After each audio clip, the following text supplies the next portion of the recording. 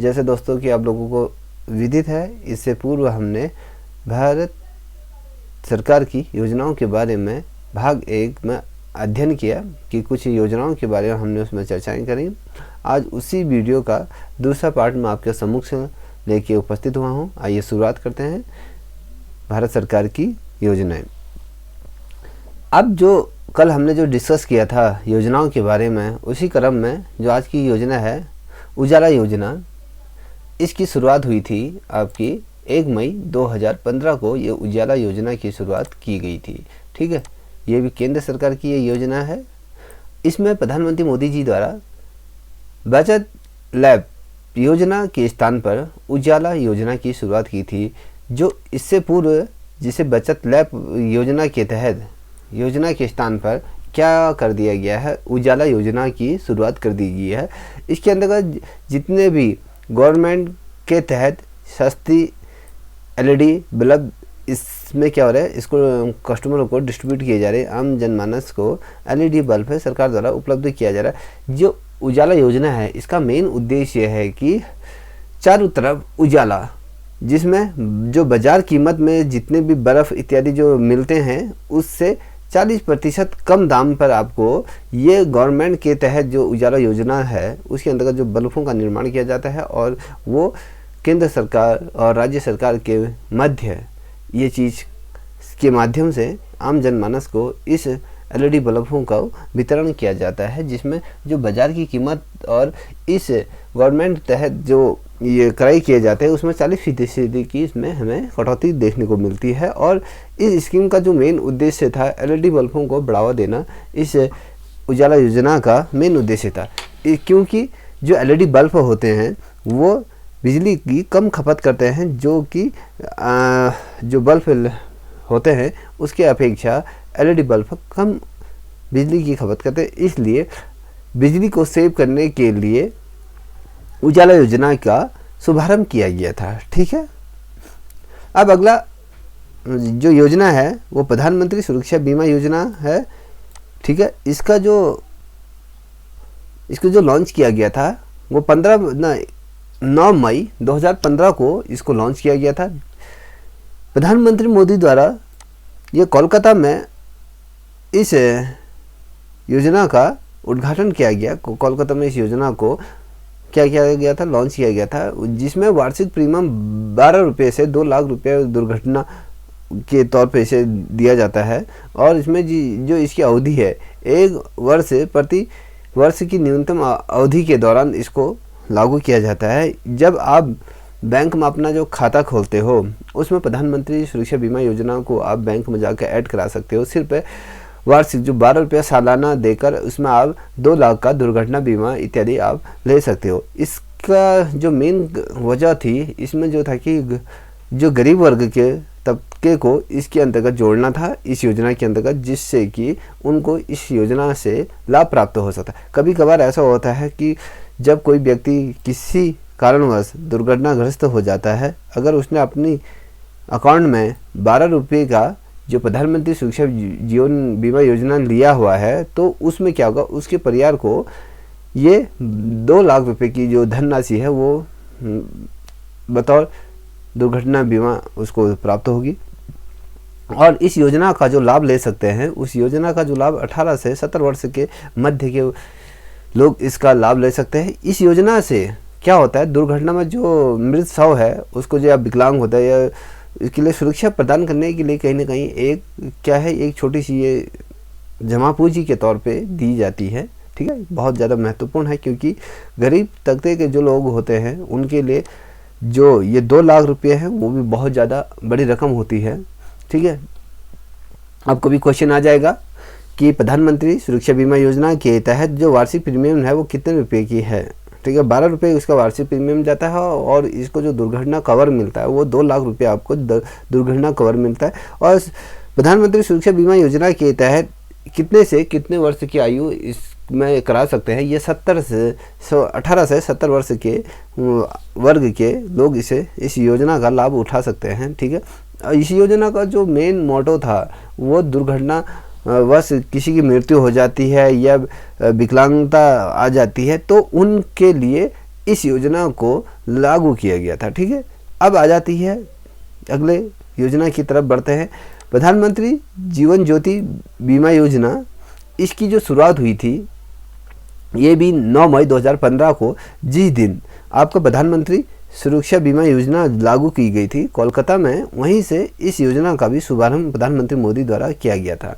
अब दोनों योजनाएं एक दूसरे के पैरेलल चलती हुई दिखाई देती हैं, और जो प्रधानमंत्री जीवन बीमा योजना है और प्रधानमंत्री जीवन ज्योति योजना के तहत इसमें क्या है, इसका जो वार्षिक प्रीमियम है वो 330 रुपया है और 2 लाख रुपए का इसमें जीवन बीमा है, और अधिकतम इसकी जो अवधि होती है वो 1 वर्ष, प्रति वर्ष में इसको रिन्यूअल करना पड़ता है। ठीक है, और इसकी जो बीमा अवधि होती है, जो इस बीमा को जब इसको हम जमा करने की बात आती है, ये होती है 1 जून से 31 मई के मध्य इसको आप डिपॉजिट कर सकते हो। जो वार्षिक जो प्रीमियम है इस दौरान इसको जमा किया जा सकता है। ठीक है, अब जिस प्रकार से प्रधानमंत्री सुरक्षा बीमा योजना का मेन उद्देश्य था, उसी प्रकार से प्रधानमंत्री जीवन ज्योति योजना का भी उसी प्रकार का उद्देश्य था। अब इसके अंतर्गत क्या था, जैसे कि आपने प्रधानमंत्री सुरक्षा बीमा योजना में देखा, जो वार्षिक प्रीमियम था उसमें सिर्फ 12 रुपया से 2 लाख रुपए की जो दुर्घटना बीमा योजना इसके अंतर्गत थी, और इसी से पैरेलल जीवन ज्योति योजना के अंतर्गत क्या था, आपका जो प्रीमियम था वो 330 रुपये का जो प्रीमियम है, 2 लाख का जीवन बीमा इसमें होता है, और इसे प्रति वर्ष 1 वर्ष में इसे रिन्यूअल करना पड़ता है। और ये भी इसकी आयु क्या थी, पहले हमने उसमें जो आयु थी, जो प्रधानमंत्री सुरक्षा बीमा योजना की जो आयु थी वो थी आपकी 18 से 70 वर्ष के बीच की मध्य लोग इसको ले सकते हैं। और जो ज्योति योजना है इसमें क्या है, इसकी आयु जो सीमा है वो 18 से 50 वर्ष के लोग इसे क्रय कर सकते हैं, इस बीमा का लाभ उठा सकते हैं। और इसकी जो बीमा अवधि आपको बता दिया है 1 जून से 31 मई के मध्य इसकी अवधि होती है, मतलब इस दरमियान आप इसकी किस्त कंप्लीट कर सकते हैं। ठीक है, अगली योजना है भारत सरकार की अटल पेंशन योजना।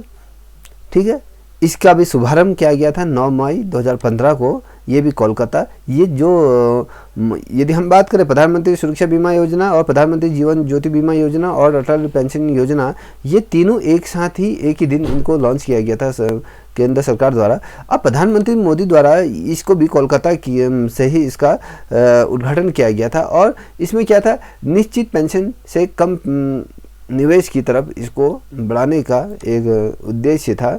इसके अंतर्गत क्या था, निश्चित पेंशन मतलब एक निर्धारित पेंशन कर दी गई है, उससे कम निवेश से। ठीक है, कहने का मतलब है जो निश्चित आपको पेंशन दे दी गई उससे कम के निवेश में नहीं जाएगा। और इसकी जो आयु है, जो इस अटल पेंशन योजना को जो लाभ ले सकते हैं वो है 18 से 40 वर्ष के मध्य के लोग इसका लाभ ले सकते हैं। अब बात करते हैं ये क्या है, इसमें क्या है, मासिक पेंशन निर्धारण किया गया है, जिसमें 42 रुपये प्रति माह से लेकर 210 रुपये प्रति माह निवेश के तौर पर। जैसे सिंपल सा फंडा है कि आपने अटल पेंशन योजना का जो यदि आप लाभ लेना चाहते हैं, आप बैंक में जाके आप ये कहिए कि मुझे अटल पेंशन योजना का लाभ लेना है, उसका हिस्सेदारी बननी है। आपकी वो आयु जो होनी चाहिए 18 से 40 वर्ष की आयु आपकी होनी चाहिए, और एक निश्चित इसमें पेंशन आपको बांध दी जाती है, और कम से कम निवेश के तौर पर। ठीक है, आपने जो अपने जीवन काल में प्रति माह क्या है 42 रुपये प्रति माह इस से लेकर 210 रुपये प्रति माह अगर आप निवेश करते हो, आपकी जब 60 वर्ष की जब आयु हो जाती है तो आपको 1000 रुपये से 5000 रुपये तक की पेंशन का भुगतान सरकार द्वारा किया जाएगा। ठीक है, ये होता है कि बुढ़ापे का एक सहारा होता है, जिसमें आपको ये पेंशन इत्यादि सरकार द्वारा दी जाती है। ये पेंशन का जो लाभ है वो हर किसी को लेना चाहिए। आने वाला वक्त किस प्रकार का है ये इस चीज़ पे डिपेंड करता है।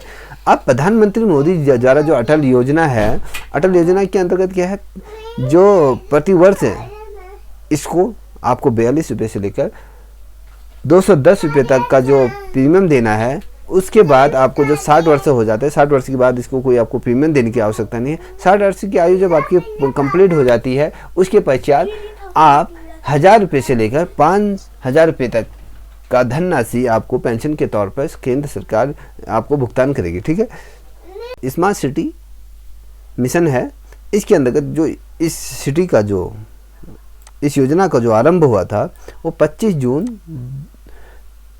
2015 को इसका शुभारंभ हुआ था। इसका जो शुभारंभ किया गया था ये भी भारत के प्रधानमंत्री मोदी द्वारा किया गया था। इसका जो मेन उद्देश्य था वो स्मार्ट सिटी मिशन का शुभारंभ किया गया था 25 जून 2015 को। और इसका जो मेन मोटो था, इसका उद्देश्य क्या था, जो शहरों को जो पर्याप्त जल की मात्रा सुनिश्चित करना और विद्युत की आपूर्ति 24 घंटे रहना और ठोस परिवेश का प्रबंधन समिति और सफाई इत्यादि करना और शहरी की जो गतिशीलता है और उसमें जो सार्वजनिक परिवहन की जो विशेषताएं हैं और गरीबों के लिए किफ़ायती आवास, सक्षम आवास टाइप 2 और डिजिटलाइजेशन इसके अंतर्गत किया जाए, सुशासन, ई गवर्नमेंट और नागरिकता की भागीदारी इसके अंतर्गत सुनिश्चित की जानी थी और विशेष तौर महिला और बच्चों और वृद्धों के लिए, नागरिकों के लिए सुरक्षा और स्वास्थ्य और शिक्षा में इसके सम्मिलित होगा।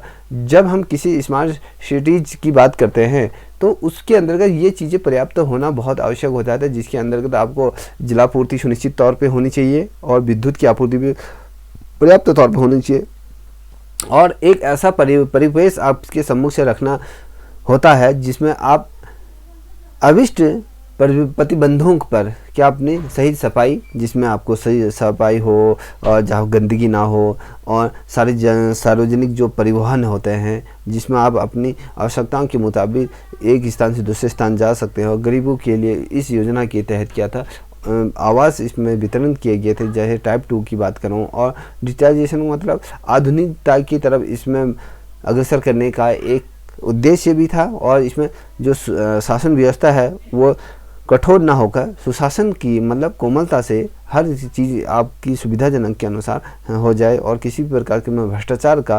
लेपापोती ना हो और नागरिकों की इसमें भागीदारी सुनिश्चित किया गया है कि आप पर्यावरण के प्रति बहुत अच्छी तरह से सजग हो। उसमें जो भागीदारी की जो विशेषताएं दी गई थी, जो इसके अंतर्गत जिनको आगे रखा गया था, उनमें महिला और बच्चों और वृद्ध नागरिकों की सुरक्षा की जिम्मेदारी और जैसे कि स्वास्थ्य और शिक्षा के अंतर्गत इसको सम्मिलित किया गया है। ठीक है, अब आते हैं अगला जो परियोजना है अमृत मिशन। इसकी जो प्रारंभिक तिथि है, जो इसकी लॉन्च की तिथि है, जो इसकी ठीक है वो 25 जून 2015 को प्रधानमंत्री मोदी द्वारा ये अटल कायाकल्प शहरी रूपांतरण पर अटल मिशन यानी अमृत मिशन का शुभारंभ किया गया था। इसका जो मेन उद्देश्य था, यह एक जो प्रोजेक्ट था, जो परियोजना थी, यह एक केंद्र सरकार की परियोजना थी। ठीक है, इसको जो प्रायोजित जो किया गया था वो केंद्र सरकार द्वारा इसको किया गया था धरातल पर उतारने के लिए। अब इस मिशन की पूर्ति के लिए जो पर्वतीय जवाहरलाल नेहरू राष्ट्रीय शहरी मिशन की स्थान इसने ले लिया था। इससे पूर्व जब हम बात कर रहे हैं अमृत मिशन की, तो इससे पूर्व जो इस मिशन की जिसने जगह ली थी, पूर्व में जवाहरलाल नेहरू ने राष्ट्रीय शहरी मिशन का जो लॉन्च की थी, जो नाम से जो लॉन्च हुई थी, यदि हम बात करें कायाकल्प रूपांतरण के अंतर्गत, इसका नाम परिवर्तित करके अमृत मिशन रख दिया गया था। इस योजना का जो मेन उद्देश्य था, बुनियादी सुविधाएं इसके अंतर्गत उपलब्ध कराना था और शहरों को भावी विकास की योजना की तरफ इसको ले जाना था और इसके अंतर्गत रोजगार के अवसर उपलब्ध कराना था। ठीक है, और जो मेन उद्देश्य था इसके तहत जो 500 शहरों को इसके अंतर्गत सम्मिलित किया गया था, इस अमृत मिशन योजना के अंतर्गत सम्मिलित किया गया था और 59 वर्षों की अवधि में 50,000 करोड़ रुपए का इसके अंतर्गत व्यय किया जाएगा, जो 5 वर्षों के लिए 59 नहीं 5 वर्षों के लिए एक अवधि इसमें सुनिश्चित कर दी गई थी कि 5 साल के लिए इस योजना के तहत हमें 500 शहरों को इसमें सम्मिलित किया जाना है। इस योजना से उन 500 शहरों को बुनियादी सुविधाएं प्रदान करनी है, जैसे कि आपको शहरों को भावी भव्यता प्रदान करनी है, डेवलपमेंट लाना है, औद्योगिकरण करना है और जो रोजगार की उपलब्धता इन शहरों में उपलब्ध कराना है, बेरोजगारी का दर कम करना है, गरीबी का दर कम करना है। इन सभी चीज़ों को मद्देनज़र रखते हुए इस योजना को लागू किया गया था। ठीक है, अब अगला प्रश्न आता है, प्रधानमंत्री आवास योजना 2022 इसको रखा गया था। इसका उद्देश्य ये था कि 2022 तक सभी लोगों को आवास इसके अंतर्गत दिए जाए। अब इस योजना को जो लॉन्च किया गया था वो 25 जून 2015 को प्रधानमंत्री अटल आवास को लागू किया गया था। ये देश के प्रधानमंत्री श्री नरेंद्र दास दामोदर मोदी द्वारा 25 जून 2015 को इस योजना को लॉन्च किया गया था। ठीक है, इस योजना का शुभारंभ किया था। और कैबिनेट मिशन ने, जब कैबिनेट मिशन की यदि हम बात करें तो उसने 17 जून 2015 को सन 2022 तक के लिए सभी के लिए आवास की मंजूरी दे दी गई थी। देखिए, ये कैबिनेट का सबसे बड़ा एक डिसीजन ये रहा, कैबिनेट ने इसमें क्या किया, जो अपनी मोहर लगाई थी 17 जून 2015 से। देखिए, 17 जून 2015 से 2022 तक के लिए इसके अंतर्गत ये कहा गया था सभी लोगों को इस योजना के तहत आवास प्रदान किए जाएंगे। और ये सबसे बड़ी चुनौती ये थी कि 2022 तक के जो स्वतंत्र भारत के जो 2022 में 75 साल पूरे हो जाएंगे हमारी आज़ादी के, उस उपलक्ष्य में सभी किसी के पास भी छत ना हो, ऐसे ना रहते हुए इसके ऊपर ये किया गया था। इसमें आवास को आपके मध्य इसको दिया जाएगा जिससे कि आपके ऊपर छत हो और आपको एक घर मिले। ये उद्देश्य इसके अंदर था। इस योजना को किस रूप में परिवर्तित किया गया था? इससे पहले इसे इंदिरा गांधी योजना भी कहा जाता था। ठीक है, अब इस योजना को यदि हम बात करें, इंदिरा आवास योजना जो रखा गया था, एक तरफ से यह है कि सरकार द्वारा इसका नाम परिवर्तित करके प्रधानमंत्री आवास योजना 2022 जो किया गया था, इससे पहले इस योजना को यदि हम आम जनता के मद्देनजर देखें तो इस योजना के तहत ये पहले ही धरातल पर उतर चुकी थी, जिसको हम इंदिरा आवास योजना के नाम से जानते थे। पूरे देशवर्ष में, अगर हम पूरे भारतवर्ष की बात करें तो 2 करोड़ मकानों का निर्माण कराना था इस योजना के तहत। और मलिन जो बस्तियाँ थे, जो झोपड़पट्टी जो होती हैं, उनका पुनर्स्थापना करना था। मगर उन जो झोपड़पट्टी थी वहाँ पर उनको तोड़ के नया आवास लोगों को इसके अंतर्गत दिया जाना था। और इसके अंतर्गत क्या था, एक आवास 1 लाख रुपए के लिए केंद्र सरकार इसमें सब्सिडी देगी। इसके अंतर्गत जो है कि जब आप मकान बना रहे हैं ये इस योजना के तहत, तो केंद्र सरकार इसमें आपको सब्सिडी भी दे रही है।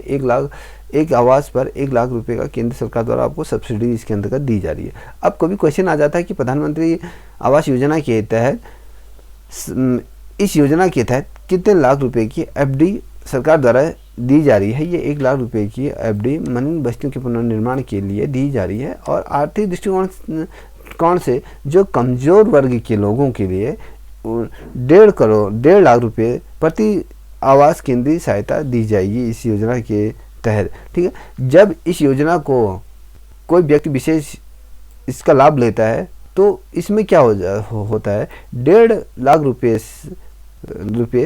प्रति आवास के तौर पर केंद्र सरकार उसकी सहायता करेगी। इस योजना को 3 चरणों में लागू किया गया था। देखिए, इसका जो क्रियान्वयन हुआ था 3 चरणों में इसको क्रियान्वयन किया गया था। जो पहला चरण जो इसका स्टार्ट हुआ था वो अप्रैल 2015 से मार्च 2018 के मध्य इसके अंतर्गत 100 शहरों को जोड़ा गया था। द्वितीय चरण में 17 अप्रैल 2017 से मार्च 2019 के तहत 200 अतिरिक्त शहर इसके अंतर्गत जोड़े गए थे। और यदि मैं बात करूँ तीसरे चरण की, तो तीसरे चरण के अंतर्गत अप्रैल 2019 से मार्च 2022 तक का जो एक वित्तीय वर्ष होता है, वित्तीय वर्ष के अंतर्गत इन चीज़ों को रखा गया है। देखिए, जब वित्तीय वर्ष होता है उसी के मध्य अप्रैल टू मार्च वित्तीय वर्ष होता है। ठीक है, इन वित्तीय वर्षों के माध्यम से इनको रखा गया है। अब प्रथम वित्तीय वर्ष में यदि हम कहें अप्रैल 15 से मार्च 2017 तक के, तो इसमें पहले 100 शहरों को रखा गया है। फिर दूसरे चरण में 200 शहरों को इसमें अतिरिक्त जोड़ दिया गया है। और जब तीसरा चरण इसका स्टार्ट हुआ था तो अप्रैल 2019 से 2022 तक के जितने भी शेष रह गए हैं शहर, उनको इससे लाभान्वित किया जाएगा। ठीक है, अब आते हैं अगली योजना की तरफ। प्रधानमंत्री कृषि योजना, ठीक है, PMKSY इसका शॉर्ट फॉर्म। इसकी जो प्रारंभिक तिथि थी जो इसको लॉन्च किया गया था वो 2 जुलाई 2015 को इसको लॉन्च किया गया था प्रधानमंत्री मोदी द्वारा की अध्यक्षता में, ठीक है। जो आर्थिक मामलों पर कैबिनेट स्तर की मीटिंग बैठाएगी जिसमें 2 जुलाई 2015 को इस संबंध में इसको मंजूरी दी गई थी, ठीक है। PMKSY के अंतर्गत, जिसे प्रधानमंत्री कृषि सिंचाई योजना के अंतर्गत इसको रखा गया है। और इस योजना के तहत यदि हम बात करें यह केंद्रीय जल संस्थान मंत्रालय की योजना है, ठीक है। कभी क्वेश्चन आ जाता है कि प्रधानमंत्री कृषि सिंचाई योजना किस मंत्रालय की ये योजना है, तो ये केंद्रीय जल संस्थान मंत्रालय की ये योजना है। और इसका जो उद्देश्य है हर खेत तक पानी पहुंचाना तथा जल उद्योग दस्ता प्रति बूंद और अधिक फसल का इसका स्लोगन था। अब बात यदि हम इसकी उद्देश्य की बात करें तो इस योजना के तहत जितने भी किसान हैं उनके खेतों तक पानी पहुंचाना इसका मेन उद्देश्य था कि हर फसल हर खेत हरा भरा रहे और साथ ही जल उपयोगिता दक्षता के अंतर्गत प्रति बूंद और अधिक फसल की इसके अंतर्गत बात की गई थी। कम पानी से अधिक फसल तक का यह सफ़र है। इस योजना के तहत 5 वर्ष के तहत इसे जोड़ा गया है और 2015 से 2020 के मध्य 50,000 करोड़ रुपये का प्रावधान इस योजना के तहत रखा गया है जिसमें कि किसानों को इसका लाभ दिया जा सके। जो अगला योजना है केंद्र सरकार की वो प्रधानमंत्री कौशल विकास योजना, ठीक है। अब इस योजना की यदि हम बात कर रहे हैं तो इसका शुभारंभ 15 जुलाई 2015 को हुआ था और केंद्रीय कैबिनेट ने इसे 20 मार्च 2015 को मंजूरी दी। कभी क्वेश्चन आ जाता है कि प्रधानमंत्री कौशल विकास योजना को कैबिनेट से कब मंजूरी प्राप्त हुई थी। ये 20 मार्च 2015 को इससे मंजूरी कैबिनेट से मंजूरी प्राप्त हुई थी और प्रधानमंत्री मोदी द्वारा इसे 15 जुलाई 2015 को स्किल इंडिया अभियान के तहत इसका शुभारंभ किया गया था, ठीक है। अब जब यदि हम बात कर रहे हैं इस योजना की तो 15 जुलाई 2015 को जब प्रथम युवा कौशल दिवस मनाया जा रहा था उस उपलक्ष्य में इसको लॉन्च किया गया था और इसके अंतर्गत PMKVY का जो लक्ष्य है वो 24 लाख युवाओं को इसके अंतर्गत प्रशिक्षण देना था जो अपना स्वयं का रोजगार निर्मित कर सके और जो बेरोजगारी के दर को इसमें कहीं ना कहीं अंकुश लगाने का काम करने का एक बड़ा अच्छा ये परियोजना थी। और राजस्थान भारत का ऐसा पहला राज्य बना जिसने सितंबर 2004 में राजस्थान आजीविका मिशन की स्थापना की थी, ठीक है। अब देखिए जो आजीविका मिशन की यदि हम बात करें कि इसके अंतर्गत आत्मनिर्भरता की बात करी गई थी। ये राज्य बना पहला ये था आपका राजस्थान पहला राज्य था जिसने 2004 में राजस्थान आजीविका मिशन की स्थापना की गई थी। इसी तरह से अन्य राज्यों में भी इस योजना के माध्यम से लोग स्किल इंडिया अभियान के तहत जो कौशल योजना को मद्देनजर रखते हुए इसका लाभ ले सकते हैं और इस योजना से जो लाभान्वित होने वाले थे जो जितने लोग वो थे 24 लाख लोगों को इसके अंतर्गत प्रशिक्षण दिया जाना था जिससे कि वो अपना रोज़मर्रा की चीज़ें यापन कर सकते हैं और अपने जीवन को अच्छा बना सके। अब आते हैं उदय स्कीम, अगली योजना है। इसका जो शुरुआत हुई थी 20 नवंबर 2015 को उदय योजना की शुरुआत हुई थी और कैबिनेट मिशन ने इसे जो को मंजूरी दी थी वो दी थी आपको 5 नवंबर 2015 को। कैबिनेट ने इस स्कीम की मंजूरी स्वीकृति प्रदान की थी जबकि यह स्कीम 20 नवंबर 2015 को आरंभ की गई थी। देखिए 5 नवंबर को केंद्र सरकार द्वारा इसमें मंजूरी दी गई थी और यह स्कीम 20 नवंबर 2015 को आरंभ कर दी गई थी, ठीक है। बहुत ज़्यादा महत्वपूर्ण प्रश्न है, इस प्रकार से क्वेश्चन पूछे जाते हैं यदि आप लोगों को ये वीडियो पसंद आ रही हो तो प्लीज़ इसे लाइक शेयर कमेंट करना ना भूलें। अब देश की विद्युत वितरण कंपनियों के वित्तीय सुधार तथा पुनर्निर्माण पैकेज की योजना में उदय योजना का बहुत महत्वपूर्ण योगदान रहा। यह एक केंद्रीय योजना है, ये सभी को पता है कि यदि भारत सरकार द्वारा किसी योजना को लॉन्च की जा रही तो वो केंद्रीय स्तर की योजना कहलाई जाती है। ठीक है, अब उदय से तात्पर्य होता है कि उज्ज्वल डिस्कॉम इंश्योरेंस योजना। ठीक है, इसका मेन उद्देश्य ये रहा। अब बात करते हैं अगली योजना 2016 में ये लॉन्च की गई थी प्रधानमंत्री नरेंद्र मोदी द्वारा, स्टार्टअप इंडिया अभियान, जो सरकार ने इसे बहुत अधिक इस चीज़ का कैंपेन किया था, लोगों को जागरूकता की इस योजना के तहत जोड़ने के लिए बहुत बड़ा इवेंट किया गया था। और 16 जनवरी 2016 को इसको लॉन्च किया गया था। प्रधानमंत्री मोदी द्वारा नई दिल्ली में इस अभियान का शुभारंभ किया गया था। इस अभियान की जो घोषणा पहले प्रधानमंत्री मोदी ने 15 अगस्त 2015 को स्वतंत्रता दिवस के अवसर पर इसकी घोषणा की थी। लाल किले से इस स्टार्टअप इंडिया का घोषणा की गई थी 15 अगस्त 2015 को, और जो इसको जो लॉन्च किया गया था 16 जनवरी 2015 को ना 16 को इसको लागू किया गया था।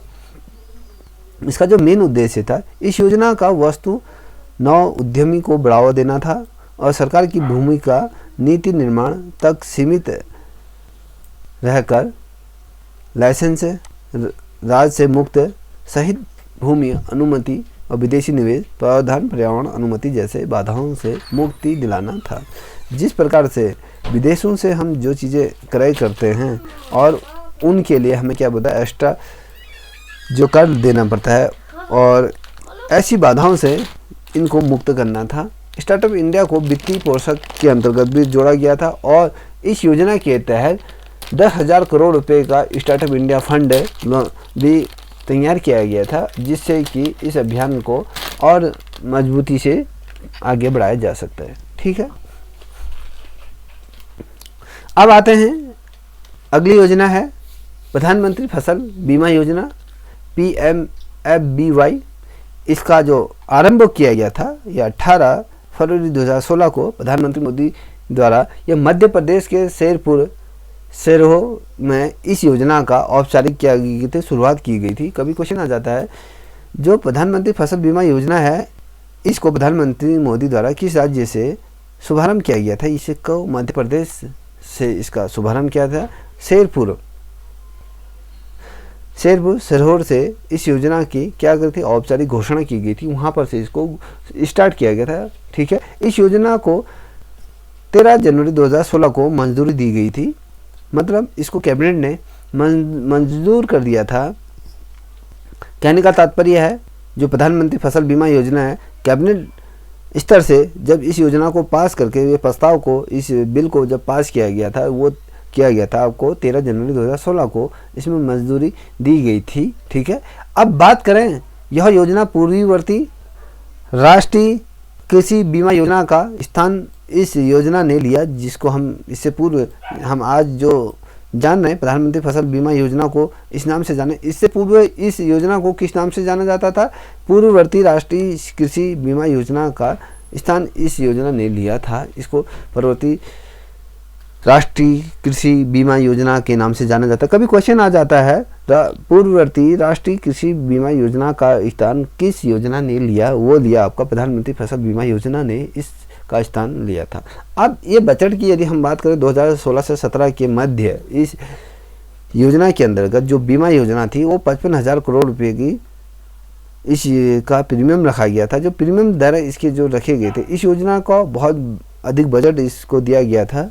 ठीक है, 2016 से 17 के मध्य इस बीमा योजना में 5,500 करोड़ रुपए की क्या किया गया प्रावधान इस योजना में रखा गया था, और इसकी जो प्रीमियम दर थी बहुत कम थी।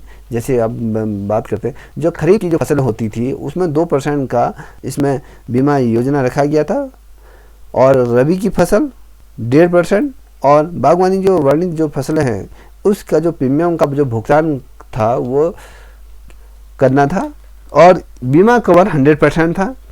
ठीक है, जैसे इसमें क्या होता है, इस योजना के तहत जब किसान या हम रबी की फसल बोते हैं या खरीफ की फसल बोते हैं या बागवानी या वाणिज्य संबंधी जो फसलों को लगाया जाता है, यदि किसी कारण जैसे ओलावृष्टि हो जाती है, तूफान आ जाता है, चक्रवात आ जाता है, बाढ़ आ जाती है, उसमें यदि ये फसलों को नुकसान हो जाता है तो केंद्र सरकार उस फसल का भुगतान के लिए 100% इसका बीमा कवर किया जाता है और जितना भी आपका जो पैसा लगा रहता है वो आपको सरकार द्वारा दिया जाता है। ठीक है, जिससे कि किसानों को की आर्थिक स्थिति जिससे बदहाल ना हो, ये चीज़ें इसमें लागू की गई है।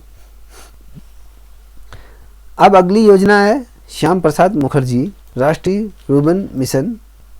इसकी जो शुरुआत हुई थी 21 फरवरी 2016 को प्रधानमंत्री मोदी ने इसको छत्तीसगढ़ के राजनांदगांव से इसको के जो जिला है उसके ग्राम कुकुरमत्ता नामक स्थान से इस मिशन का किया गया था, आगाज़ किया गया था, मतलब इसको लागू किया गया था।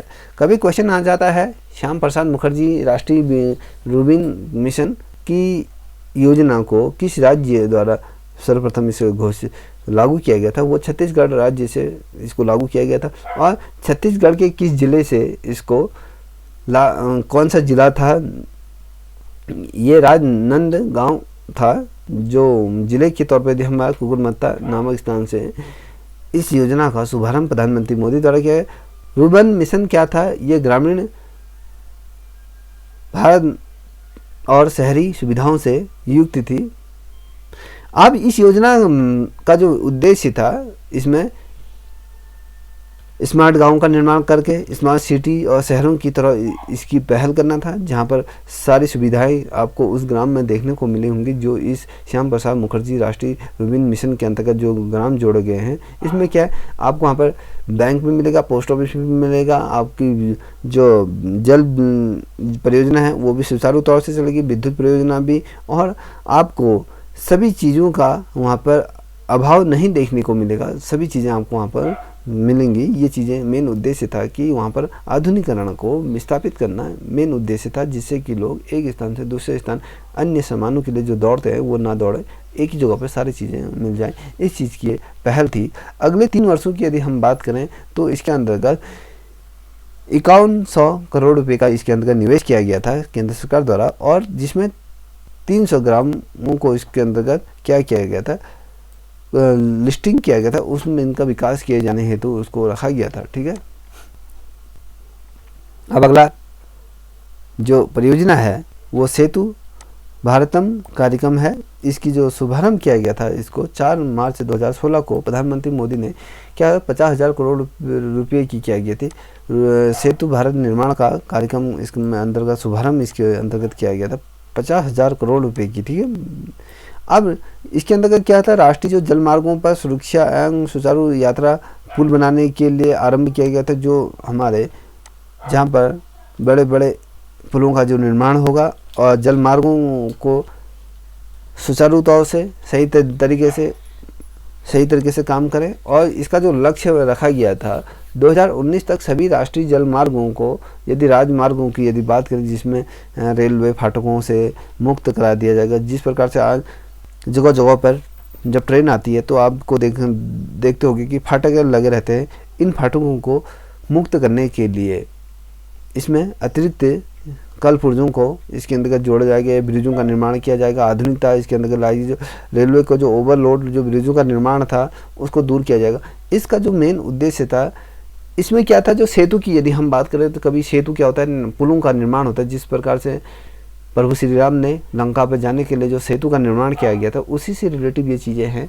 भारत में जो सेतु भारतम कार्यक्रम का जो इस शुभारंभ किया था, वो कहीं ना कहीं इसी से इसका शुभारंभ हुआ था, जहाँ पर भी रेल लाइनों के माध्यम से कहीं पर जो राष्ट्रीय राजमार्ग है, यदि सड़क की बात करिए, रेलवे की बात करिए, अन्य किसी जहाँ पर भारी भरकम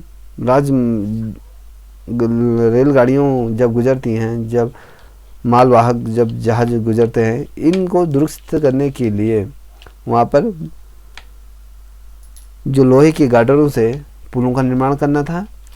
इससे क्या होता, जो पुराने जर्जर हुए जो कलमट हैं या ब्रिज हैं उनकी जगह पर नए ब्रिजों का निर्माण करके ब्रिजों को दुरुस्त किया जाना था। और तथा रेलवे के जो अंडर लोड ब्रिज थे जो जीर्ण शीर्ण स्थिति में थे उन पर सुधार किया जाना था। ठीक है, अब बात करते हैं स्टार्टअप ऑफ इंडिया की। ये योजना 5 अप्रैल 2016 को प्रारंभ हुई थी। इसके अंतर्गत क्या था, इस जो योजना के मेन उद्देश्य अनुसूचित जाति और जनजाति व महिलाओं को उद्यम क्षेत्र में इसमें बढ़ावा देना था।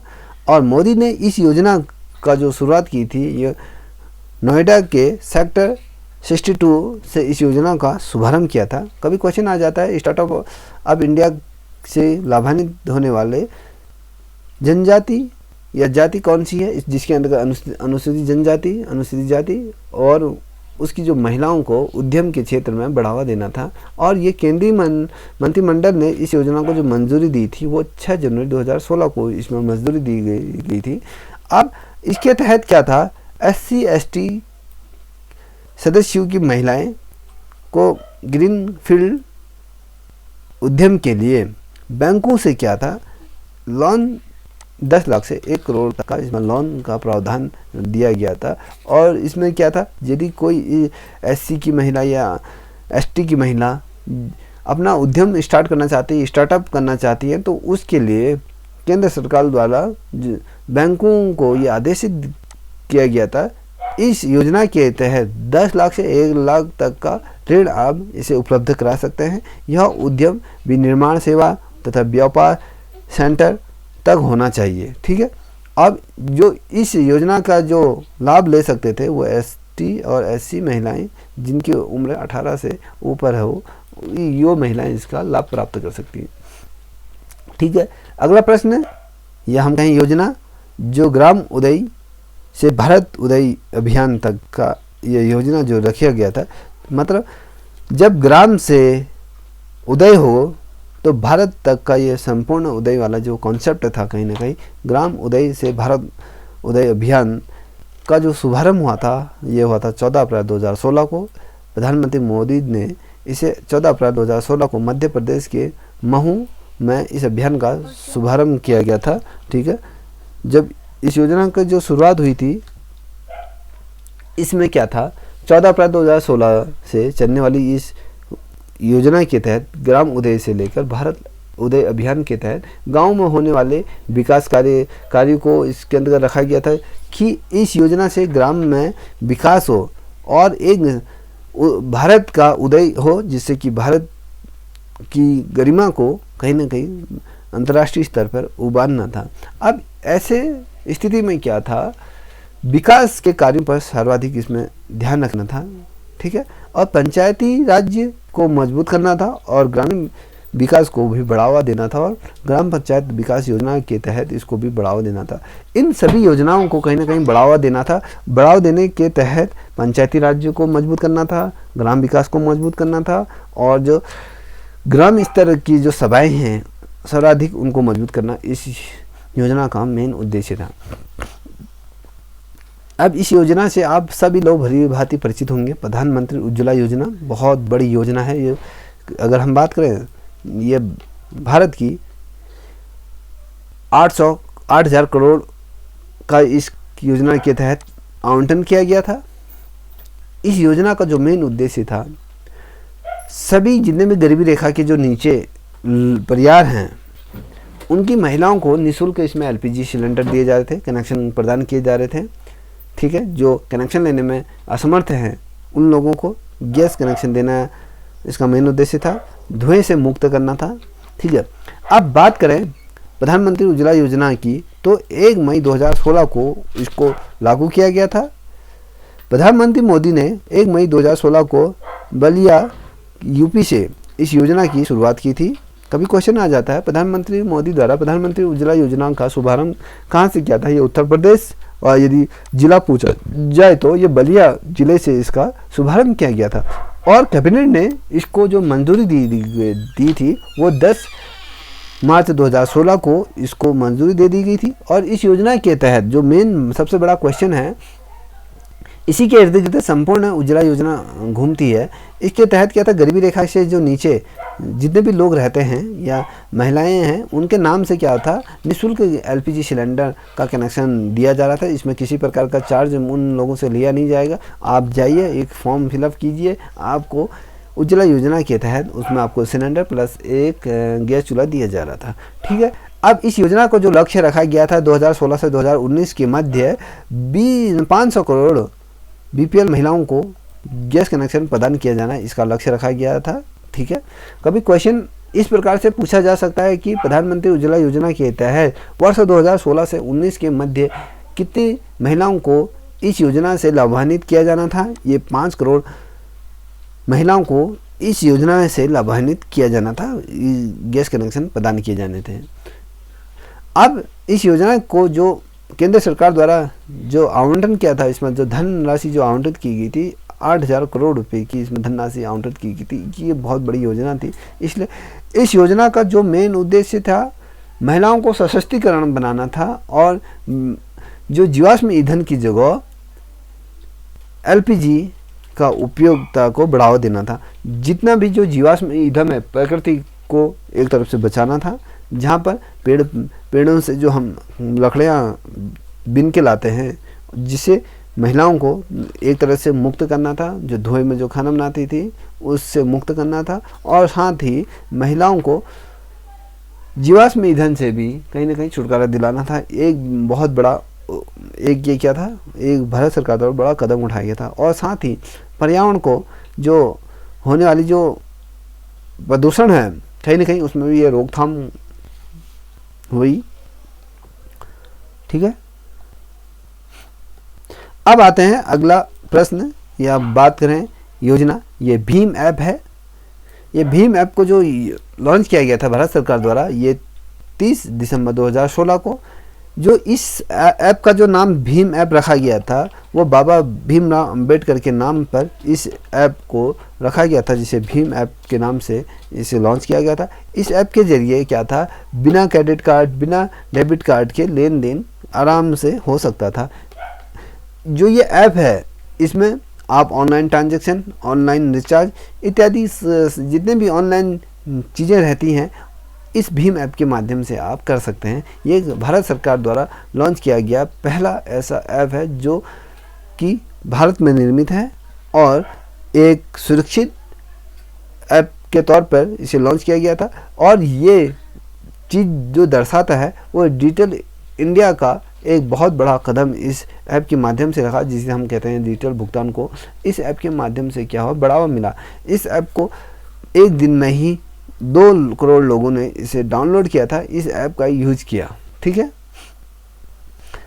अब अगला प्रश्न बहुत ज़्यादा महत्वपूर्ण है। यह है सागरमाला। 14 अप्रैल 2016 को जितने भी तटीय राज्य हैं या बंदरगाह का इसके अंतर्गत किया गया था। आधुनिकीकरण उन तटों का किया जाना था, या बंदरगाहों का किया जाना था। ठीक है।